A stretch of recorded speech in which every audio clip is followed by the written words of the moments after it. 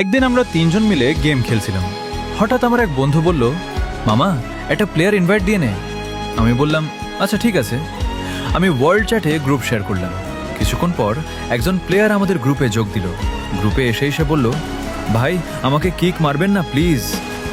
আমি কৌতূহলবশত তার আইডিতে ঢুকে দেখলাম তার আইডির লেভেল অনেক কম।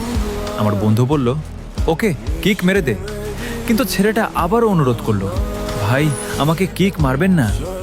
তার কথা শুনে আমরা তাকে দলে রেখেই ম্যাচ শুরু করলাম। আমরা ফ্যাক্টরিতে ল্যান্ড করলাম।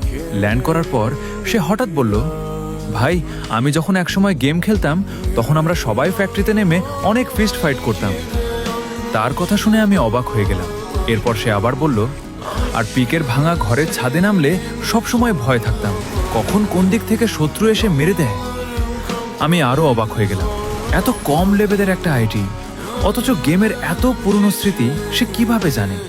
আমি তাকে জিজ্ঞেস করলাম, ভাই আপনি এত কিছু জানেন কিভাবে? সে একটু চুপ থেকে উত্তর দিল, ভাই আপনাদের মতো আমারও একদিন একটা বড় আইডি ছিল, কিন্তু কে বা কারা আমার আইডিটা হ্যাক করে নিয়ে গেছে। তারপর থেকে নতুন আইডি দিয়ে মাঝে মাঝে খেলি। আইডি ছোট হয়েছে কিন্তু স্মৃতিগুলো আজও আগের মতোই রয়ে গেছে। তার কথাগুলো শুনে আমার মনটা খারাপ হয়ে গেল। তখন বুঝলাম লেভেল দেখে কখনো একজন প্লেয়ারকে বিচার করা উচিত নয়। অনেক পুরনো খেলোয়াড় আজও নতুন আইডিতে খেলেন, কিন্তু তাদের বুকের ভেতর লুকিয়ে থাকে অসংখ্য স্মৃতি আর হারিয়ে যাওয়া দিনের কষ্ট।